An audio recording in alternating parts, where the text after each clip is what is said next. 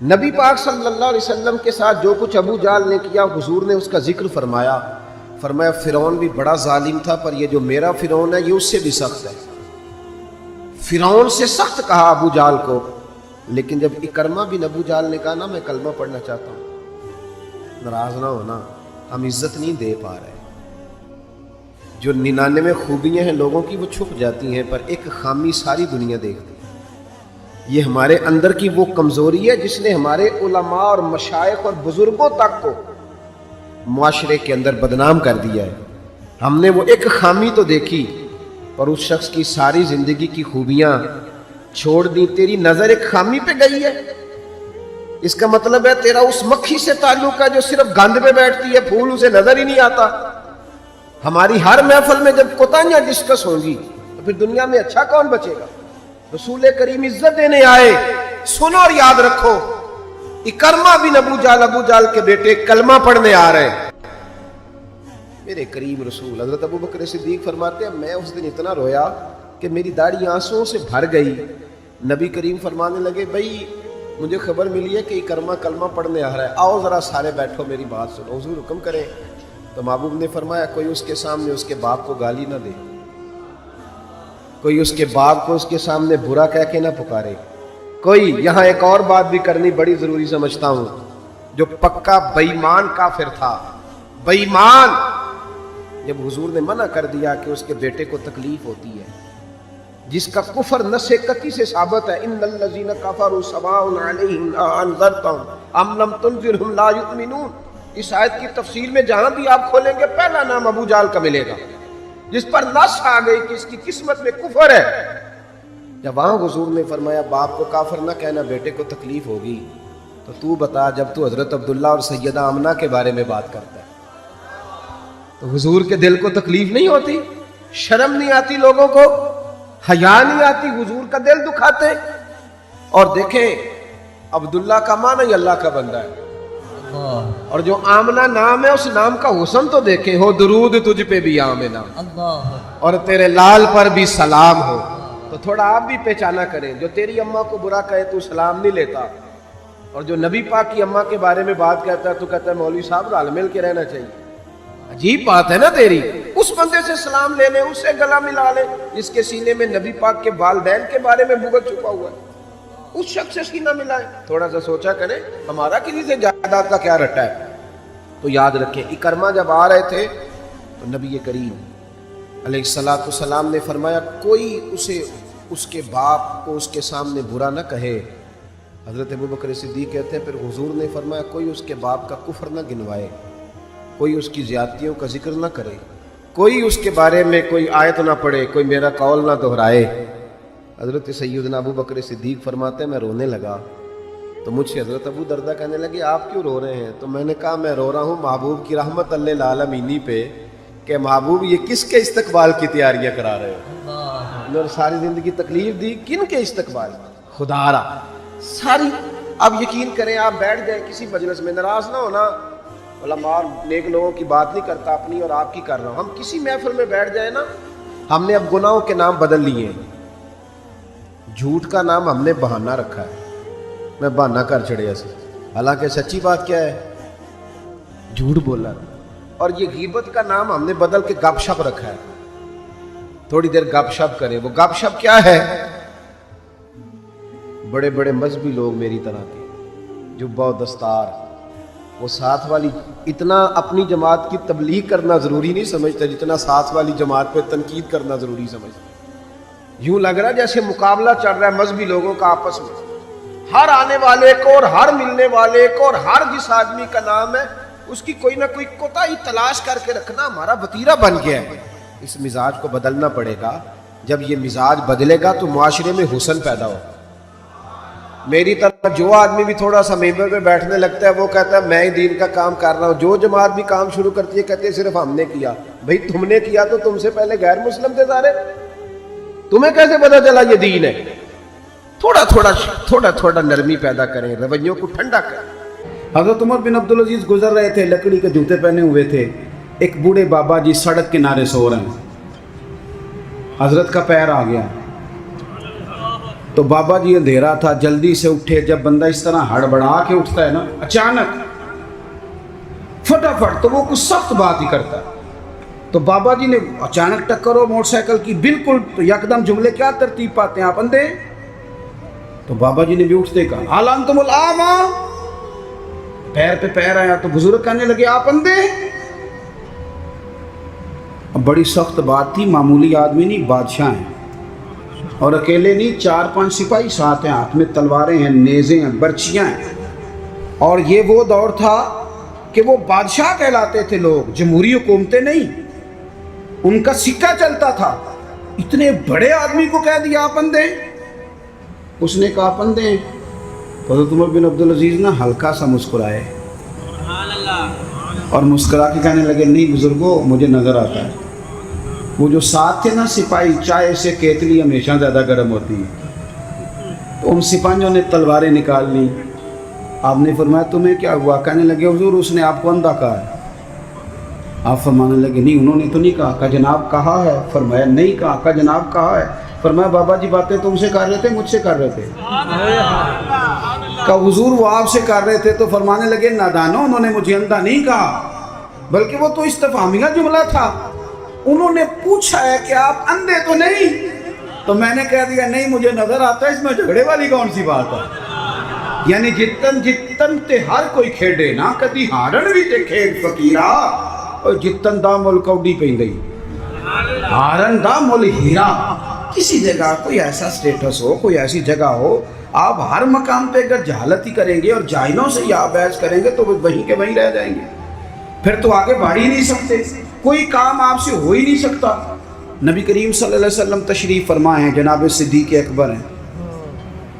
ایک بندہ بار بار حضرت صدیق اکبر رضی اللہ تعالیٰ عنہ پہ تنقید کر رہا ہے، بار بار. حضور خاموش ہیں. جب اس نے حد کر دی تو حضرت صدیق اکبر بولے، فرمایا تو غلط کہہ رہا ہے، میں اس طرح کا نہیں ہوں. آپ نے بات کو گہرائی سے سمجھنا ہے اور خدا را ضرور سمجھنا، اسے تقریر نہ سمجھنا جذبات کا اظہار کر رہا ہوں. ایسے تلخ تلخ لوگ، آپ یقین کریں ہم عقیدہ لوگ، ایک عقیدے، ایک نظریے کے، ایک جماعت کے لوگ، لیکن ایک دوسرے سے دوریاں. ہمارے رویوں نے اس طرح کر دیا ہے کہ ایک شخص اکیلا ہی زندہ ہے، بس وہی ٹھیک ہے، اس کے علاوہ کوئی بھی نہیں. اتنی دوری یار. وہ امت جس کی 80 صفحے ہونی ہے قیامت کے دن، جو نظر آئے گی پوری دنیا میں کہ یہی امت ہے، وہ اس طرح ٹوٹ ٹوٹ کے بکھر رہی ہے. ہم درگزر کرنے کو تیار ہی نہیں، وہ باتیں کر رہا ہے. جب حضرت صدیق اکبر نے جواب دیا تو کریم محبوب اٹھ کے چلے گئے. حضرت صدیق اکبر پیچھے دوڑے کہ یا رسول اللہ، جب تک وہ باتیں کر رہا تھا آپ بیٹھے تھے، اور جب میں نے جواب دیا تو آ گئے. حضور فرمانے لگے ابو بکر تیرے سرانے رب نے فرشتہ کھڑا کیا تھا. اللہ کرے آپ کو سمجھ آئے. تیرے سرانے فرشتہ تھا، جب وہ بولتا تھا تو تیری طرف سے فرشتہ جواب دیتا تھا. فرشتہ بول رہا تھا جبھی تو میں بھی چپ تھا، فرشتہ تیری طرف سے جواب دے رہا تھا. اور فرمایا جب تو بولا ہے تو فرشتہ چلا گیا تو میں بھی اٹھ کے آ گیا. دیکھیں ہم کوئی لوارث نہیں، خدا رسول والے ہیں. ایسا نہیں ہے کہ کہیں چپ کر دیں گے تو ہمارا وارث کوئی نہیں. آپ نہ کسی مقام پہ اپنوں کے مقابلے میں تو کہیں خاموشی اختیار کریں، آپ کہیں اپنوں کے بارے میں تو درگزر کریں. امام اعظم ابو حنیفہ رحمۃ اللہ علیہ، آپ کے والد صاحب کا انتقال ہو گیا. 3 دن تعزیت کے لیے بیٹھے، باہر نکلے، چوک میں آئے. ایک بندہ آپ کا حاسد تھا، مخالف تھا، اور سارا علاقہ جانتا تھا کہ آپ کا مخالف ہے. جب آپ باہر نکلے نا تو بہت سارے لوگ تھے چوک میں، وہ بھی سامنے سے آیا. السلام علیکم کے بعد کہنے لگا، توجہ کرنا بات پہ، کہنے لگا ابو حنیفہ سنا ہے آپ کے والد فوت ہو گئے. سب جانتے ہیں مخالف ہے، حاسد ہے، اور حسد کی وجہ سے مخالف ہے، سب کو پتہ ہے. اور حسد بڑی بری چیز ہے. ومن شر حاسد اذا حسد، اس کے شر سے اللہ ہم سب کو محفوظ فرمائے. یہ شریر کام ہوتا ہے. آپ کھڑے ہیں، کہتے سنے تیرے ابا انتقال کر گئے. فرمایا ہاں. کہنے لگا اپنی ماں کا نکاح میرے ساتھ کر دو. یارو کہہ دیتے ہیں لوگ بڑی بڑی باتیں، کبھی دیکھو تو صحیح، بڑا کچھ کہہ دیں، چلو سامنے نہیں تو پیٹھ کے پیچھے کہہ دیتے ہیں. لوگ بڑی بڑی چیزوں پہ طنز کرتے ہیں، ایسا جملہ کستے ہیں کہ وہ انسان کی نیند میں سوراخ کر دیتا ہے، سوتا نہیں انسان۔ اماں کا نکاح میرے ساتھ کر دو، جملہ سخت تھا پر بات تو شرعی تھی نا، غیر شرعی تو نہیں تھی۔